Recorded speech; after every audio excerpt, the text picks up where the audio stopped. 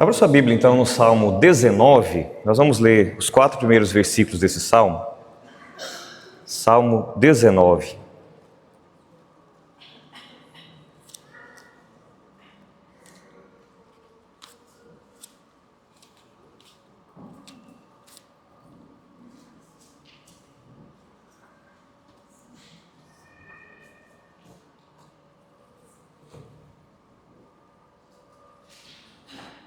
Salmo 19, versos 1 a 4.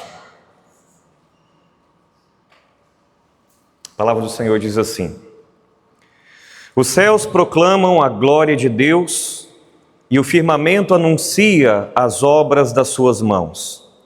Um dia discursa a outro dia e uma noite revela conhecimento a outra noite.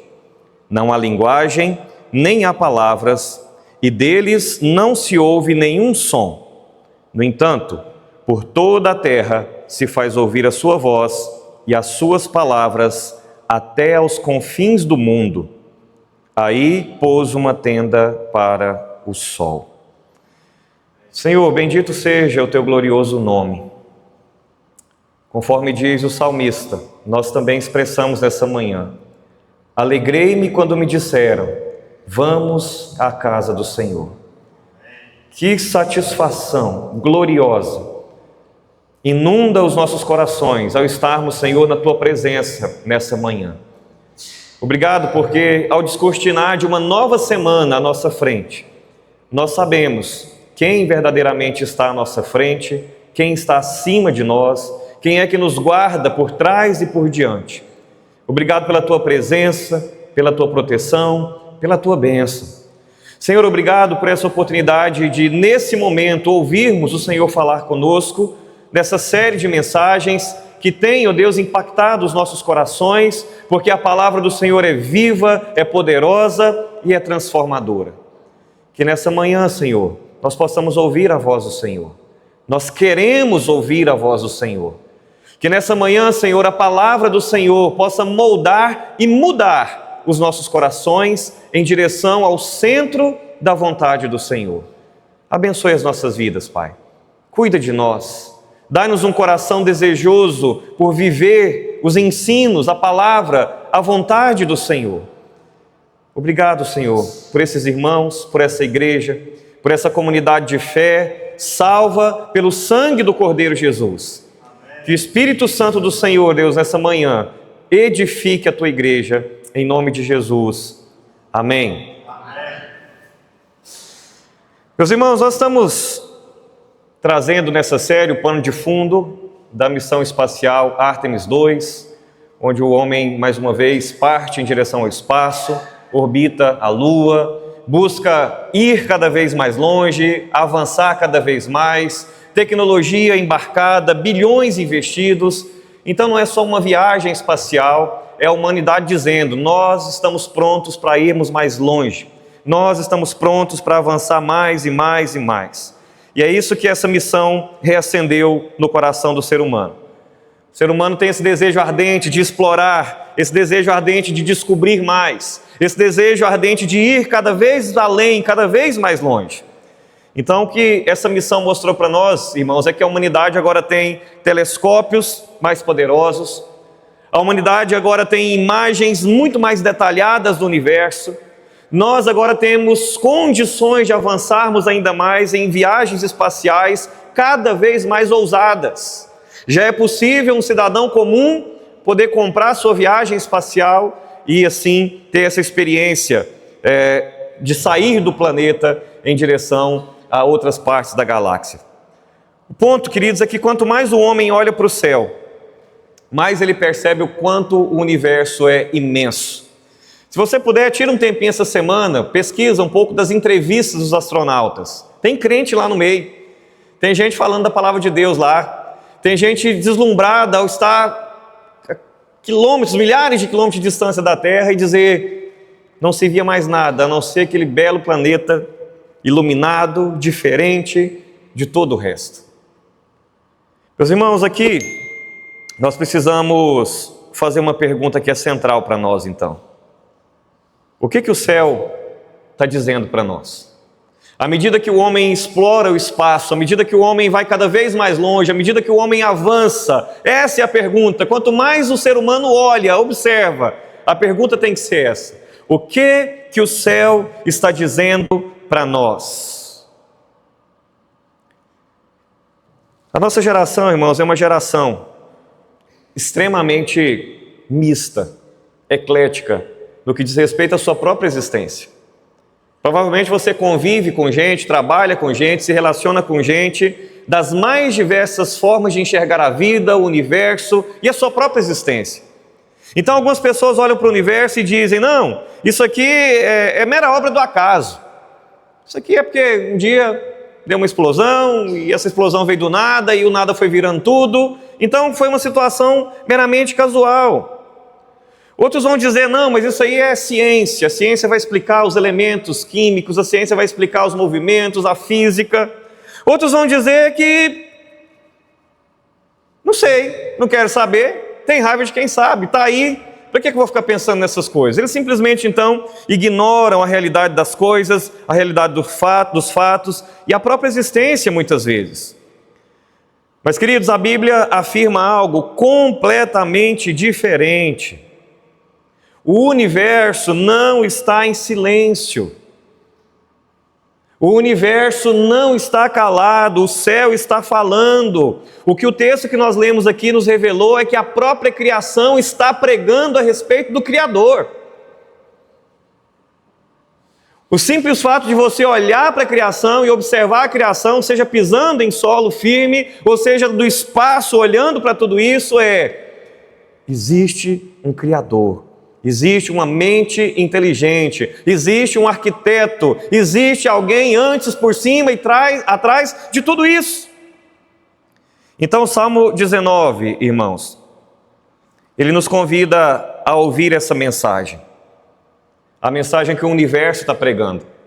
A mensagem que o espaço está divulgando. A mensagem que a própria criação está pregando para nós. E hoje Deus quer nos ensinar, meus irmãos, com algo extremamente fundamental. O grande drama da humanidade não é que há uma falta de evidência de Deus. Nós temos evidências de Deus de sobra.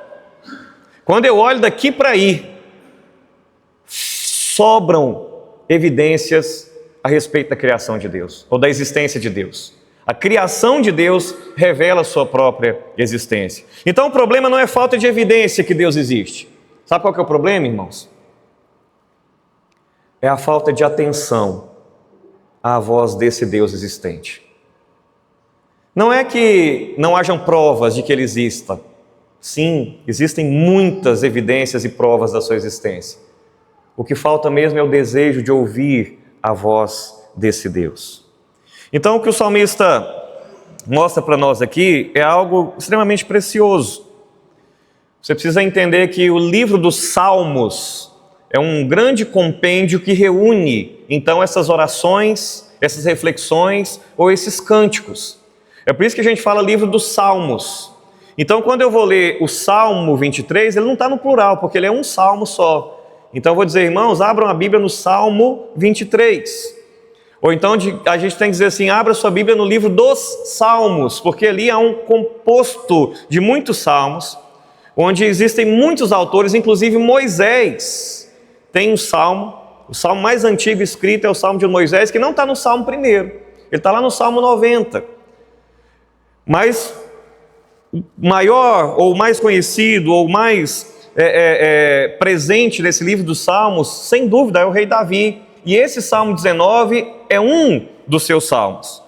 Esse salmo, segundo os comentaristas, ele foi escrito aproximadamente 1000 anos antes de Cristo.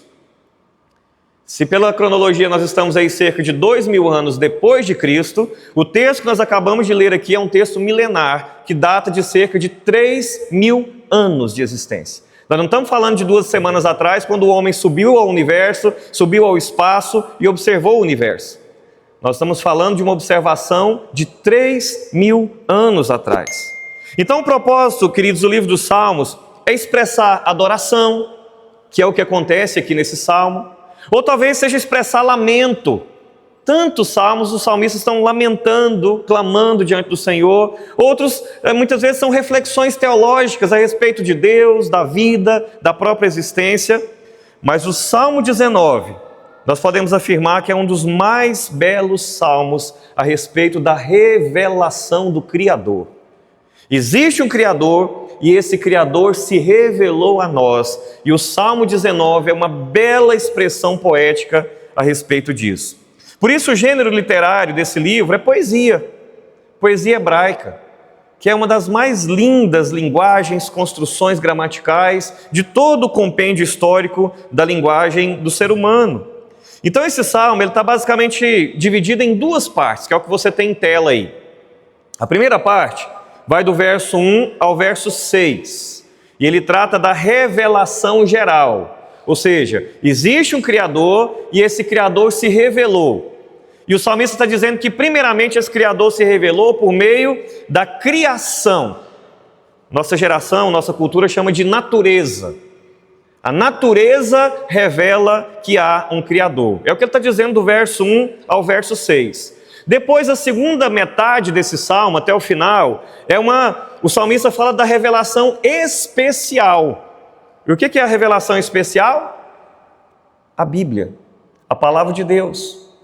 Então ele está dizendo, Deus se revelou de forma geral por meio da criação, e Deus se revela para o seu povo, a sua igreja, de maneira especial, por meio da palavra, por meio da sua revelação especial, que é a Bíblia.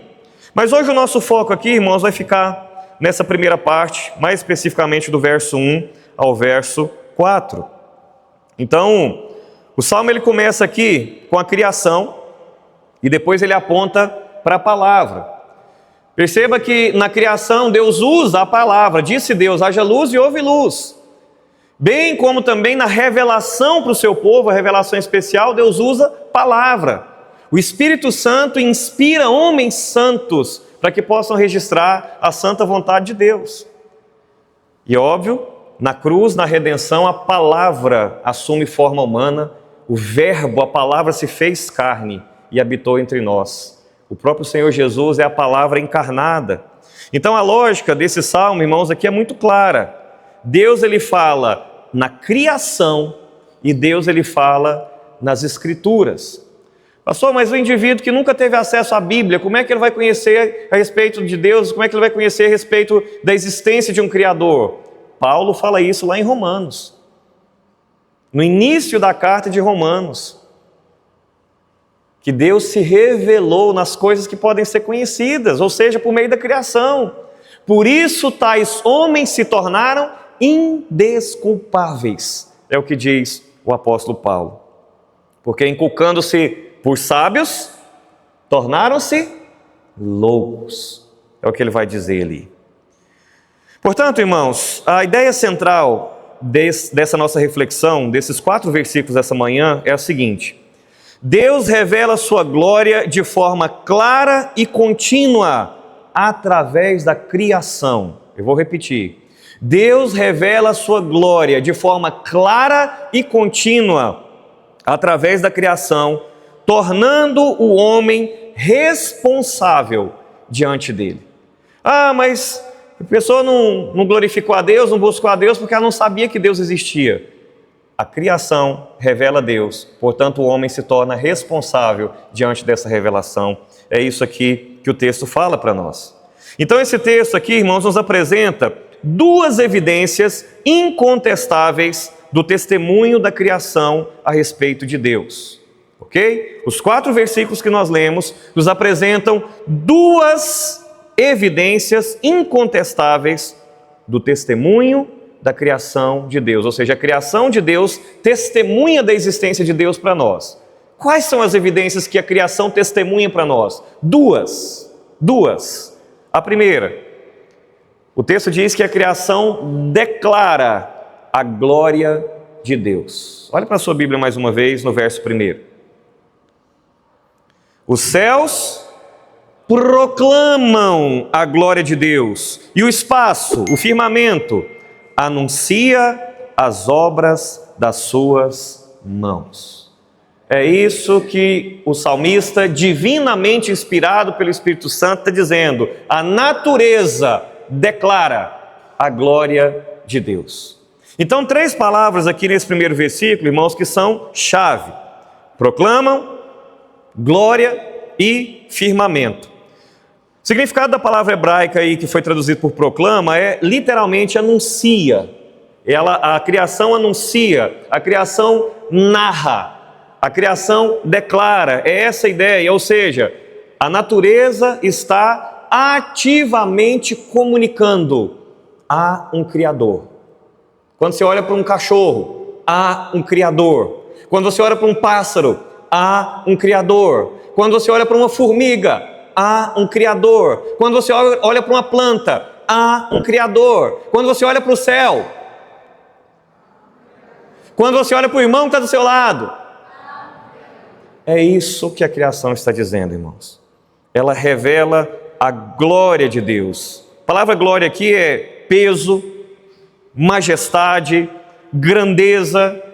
Então, o que o salmista está dizendo é que a natureza revela a grandeza de Deus, a existência de Deus, a majestade de Deus.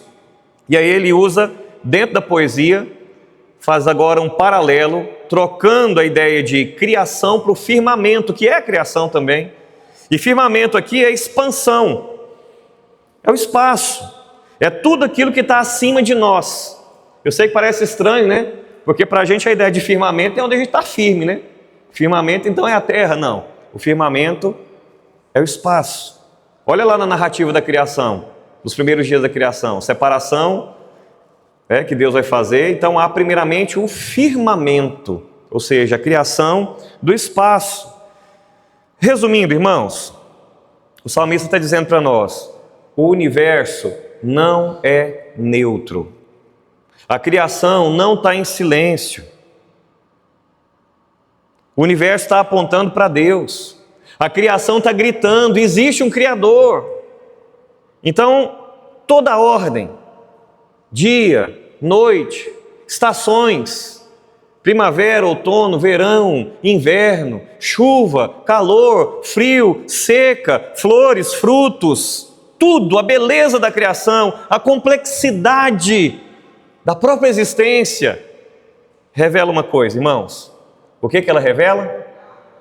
Existe um Criador, há um Deus, há um Deus. Então, o universo, meus irmãos, ele não é um acidente. A natureza, a criação, a existência não é um acidente. É uma assinatura. É uma assinatura. E isso pode ser provado cientificamente. O pastor Vitor está ali atrás, é físico, é avançado nos estudos de física. Agora acho que não sei se ele está caminhando de perto lá com o pessoal do TDI, a teoria do design inteligente, mas dentro do Mackenzie, que é uma universidade presbiteriana, nós temos uma representação de um pensamento que ele é universal. Ou seja, existe um desenhista, existe um designer, existe uma mente criativa por trás dessa existência. Então, às vezes o jovem chega na faculdade, vai ver aquele professor agnóstico, ateu, arrotando intelectualidade ali, naturalista, pisando na cabeça de Deus e humilhando os crentes, como se fosse a única tese científica existindo no mundo. Não. O criacionismo também é uma teoria científica, comprovadamente, inclusive, por meio dos seus pressupostos. Então, o universo, ele não é um acidente, ele é uma assinatura. É como você, por exemplo, olhar as pinturas de Leonardo da Vinci ou Pablo Picasso. Existem traços ali que vão revelar que, de fato, ele é o autor daquela obra. Há uma assinatura ali na forma, nas cores, na tonalidade, porque existem traços deixados ali.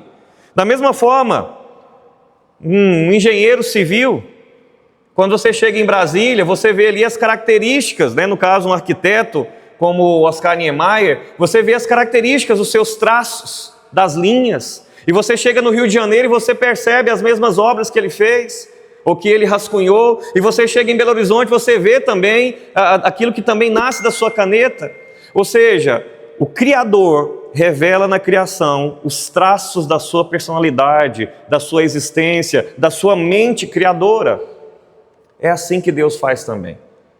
Se você olhar para uma face humana, você vai perceber olhos, você vai perceber o nariz, você vai perceber boca, você vai perceber orelhas. Se você olhar para a face de uma ave, que a priori não tem nada a ver com a face humana, mas você vai ver ali o correspondente a olhos, o bico enquanto nariz, a boca ali no bico, também ali um ouvido correspondendo ao ouvido humano, a mesma coisa no peixe, a mesma coisa no cavalo, na vaca, no cachorro, no gato, ou seja, a assinatura de Deus está presente em toda a criação. Em toda a criação. A criação então, irmãos, revela: há um Criador. Há um Criador. E certamente esse texto ele nos provoca. Primeiro, a gente tem tido tempo para contemplar a criação, porque a forma pós-moderna de se viver, a primeira coisa que nos fazem é empurrar para dentro de caixas, né? Você sai de dentro da caixa que é a sua casa, entra dentro de outra caixa que é o seu carro, desce dele e entra dentro de outra caixa que é o seu trabalho, e aí de repente você quer esparecer, você entra dentro de outra caixa que é o shopping, e de caixas em caixas a gente vai deixando de perceber a própria criação. Às vezes ir a um parque, às vezes ir a um sítio, e já fazendo um pequeno spoiler aqui, terça-feira você vai ter a oportunidade de sair um pouquinho de dentro dos concretos aqui, no dia da família Betânia, né? Mas não é tão distante assim também, mas já ajuda. Mas o ponto é, a gente tem olhado para a criação, mas a minha pergunta não é a pergunta final. A minha pergunta é, olhando para a criação, você tem conseguido enxergar Deus? Você tem conseguido enxergar Deus? Ao observar a criação, ao olhar para a natureza, ao contemplar o universo. Não sei qual foi a última vez que você conseguiu parar e olhar para o céu e ver um céu estrelado. Dificilmente você vai conseguir fazer isso em Goiânia por conta da cortina de poluição. Mas você parou para fazer isso, a oportunidade que você tem, às vezes numa cidade do interior, às vezes num sítio, você olhar e contemplar o Criador. Meus irmãos, nós precisamos ensinar o nosso coração a ter uma expressão de adoração ao contemplar a própria criação. Que a Juliane falou aqui agorinha, adoração é um estilo de vida e não é só no momento de cânticos. Adoração é rendição. E às vezes contemplando a natureza é onde o seu coração vai se derramar na presença de Deus. Você já tinha parado para perceber que é justamente isso que o cara que compôs o hino, agora vai me fugir. Senhor meu Deus, quando eu maravilhado, que nome que é aquele? Os mais dinossaurão aí na igreja, que nome? Vocês lembram do Grandioso és tu? 26, aí ó. Já parou para pensar na letra daquele hino? Senhor meu Deus, quando eu maravilhado, contemplo a tua imensa criação. Acho que eu não vou lembrar de cabeça aqui, né? Os céus, o mar, o céu todo estrelado. Então, sim, ele está contemplando a criação. E qual que é a conclusão que ele chega? Grandioso és tu, grandioso és tu. O Salmo 20, o hino 26 do Inário Novo Cântico é isso. É uma contemplação da criação de Deus e um coração rendido diante dessa grandeza e uma expressão de louvor e adoração. Grandioso és tu, grandioso és tu.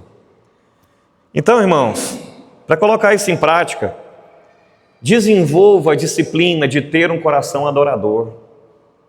Desenvolva a disciplina de ter um coração adorador. Ensine o seu coração a contemplar as obras da criação e adorar ao Senhor por meio delas. Segunda coisa, reconheça Deus na criação.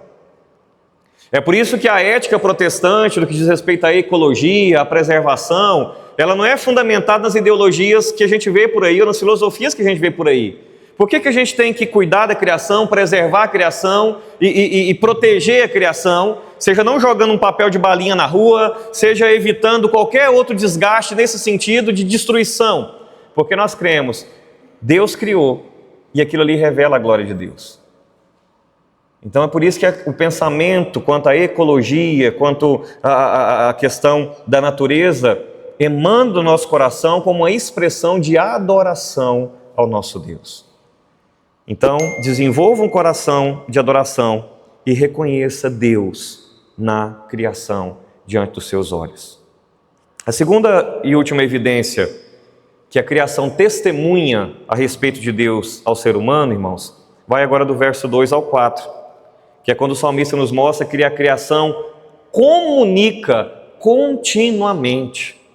Comunica continuamente. Se por um lado a criação declara a glória de Deus, quando é que a criação declara a glória de Deus? Continuamente, ininterruptamente. É isso que ele vai dizer. Olha na sua Bíblia de novo, por favor. A partir do verso 2. Um dia discursa a outro dia, e uma noite revela conhecimento a outra noite, ou seja, dia a dia, o tempo todo. Não há linguagem, nem há palavras, e deles não se ouve nenhum som. No entanto, por toda a terra se faz ouvir a sua voz e as suas palavras até aos confins do mundo.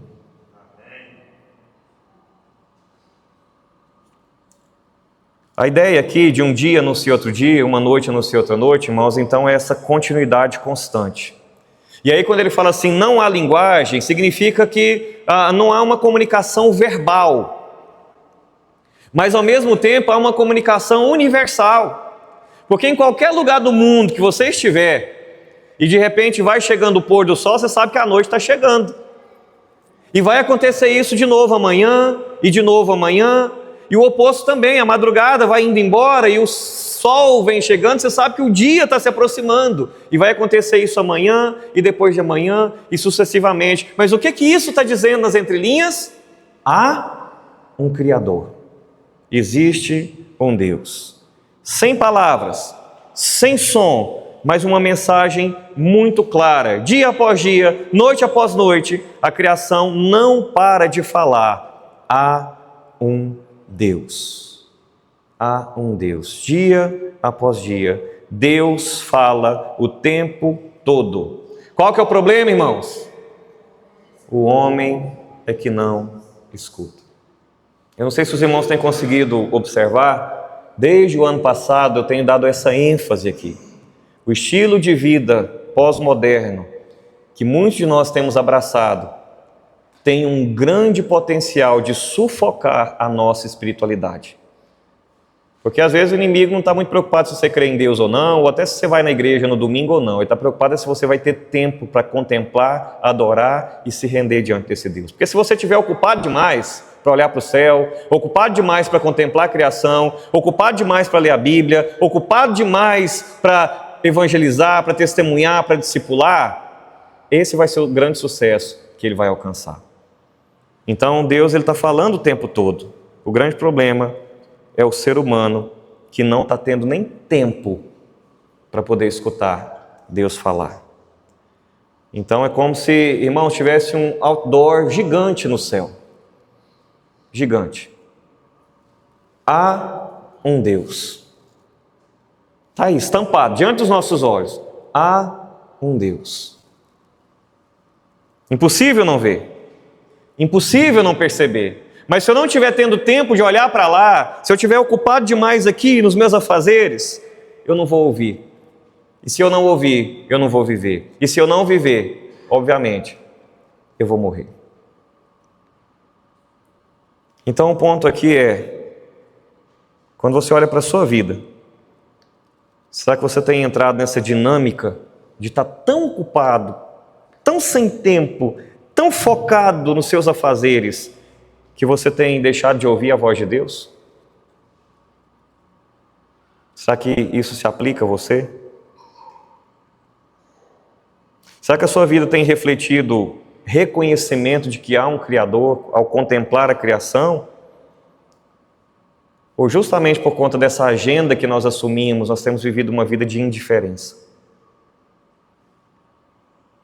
O texto, irmãos, nos confronta a parar e a contemplar a criação. Isso deveria estar na nossa agenda, pelo menos uma vez a semana. colocar lá, ó, sexta-feira, 19 horas, olhar para o céu, contemplar a grandeza do Criador. Tinha que estar. Isso é mais importante do que, sei lá, tantas outras coisas que a gente faz. Que a nossa vida, meus irmãos, possa reconhecer a presença de Deus em todos os lugares, em todo o tempo, à nossa volta. E para concluir essa nossa reflexão, eu quero lembrar um ponto muito importante. Uma grande diferença entre a revelação geral com a revelação especial. Porque a criação, irmãos, ela aponta para Deus. Ela revela a existência de Deus. A revelação geral, então, ela mostra que há um Deus, mas ela não salva. Ela é eficiente para condenação, tais homens tornaram-se por isso indesculpáveis, mas ela é insuficiente para salvação. Pastor, você está dizendo então que a revelação de Deus por meio da criação, por meio da revelação geral, por meio da natureza, ela é suficiente para poder condenar alguém? Sim, é o que a Bíblia diz. A pessoa contemplou e tem ali um Deus, e ela simplesmente o ignorou e não o adorou. Então você está querendo dizer que ela é insuficiente para salvar? Sim. Sim, irmãos. Ela revela a glória de Deus, mas ela não revela o caminho da salvação até Deus. Ela revela que há um Deus, mas ela não mostra como é que o indivíduo faz para poder chegar até esse Deus. É por isso, irmãos, que Deus fez algo ainda maior do que a própria criação. Você está dizendo, então, que Deus fez algo maior do que o universo? Sim, Deus fez algo maior do que o próprio universo. O universo que o homem contemplou recentemente pela janela da Ártemis II. E o que Deus fez maior do que o universo, irmãos?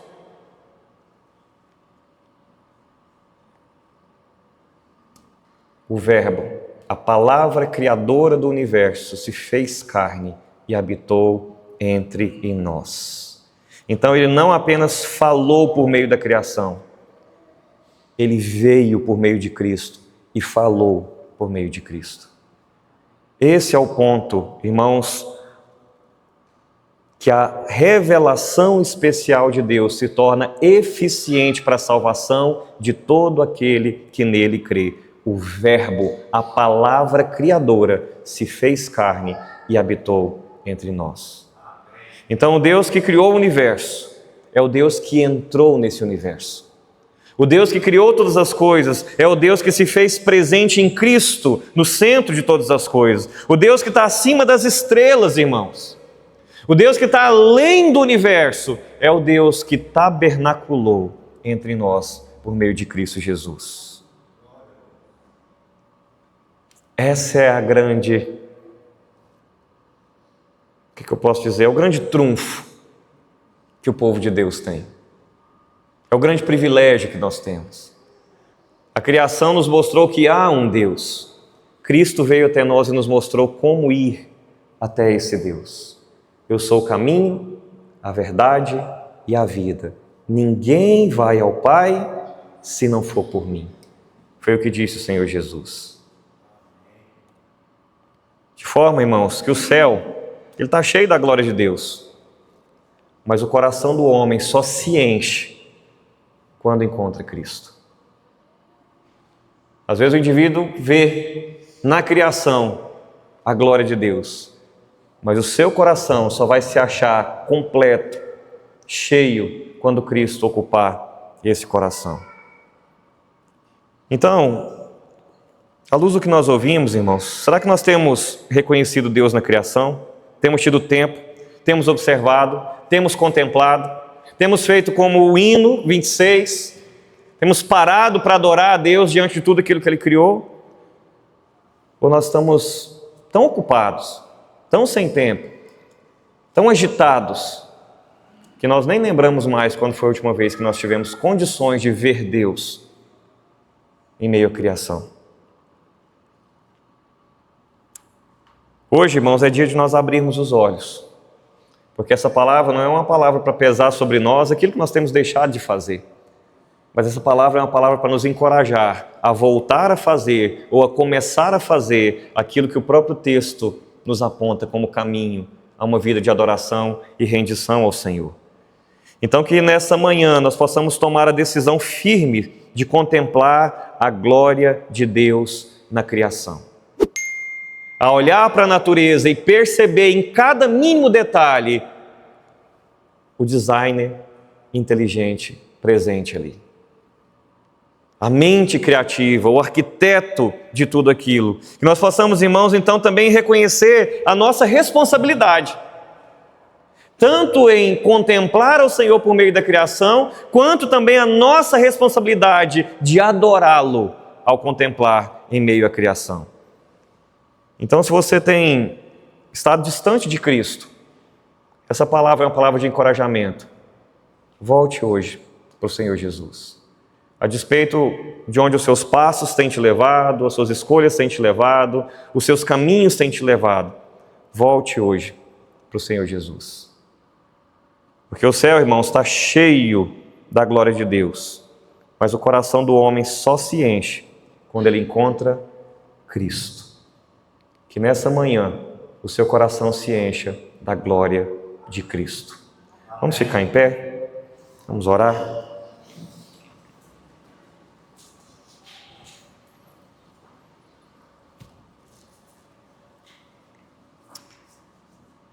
Grandioso és tu, Senhor.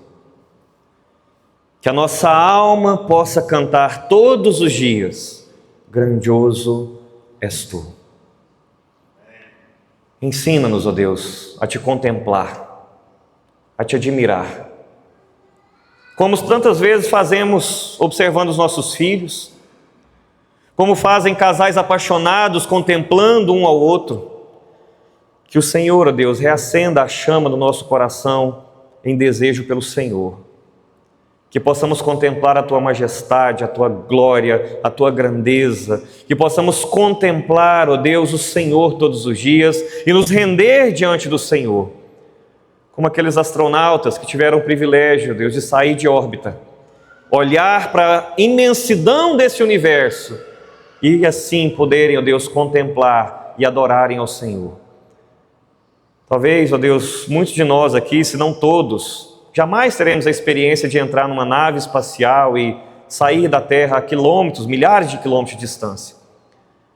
Mas, ó Deus, que o Senhor nos ensine a contemplar o Senhor quando nós entrarmos no nosso carro, quando montarmos a nossa bicicleta, quando caminharmos pelo parque, quando formos fazer uma viagem, ó Deus, quando formos assentar no quintal de casa ou na varanda de casa à noite, olhar para o céu e contemplar, ó Deus, a Tua imensa criação, rendendo graças, glórias e louvores ao Teu santo e glorioso nome.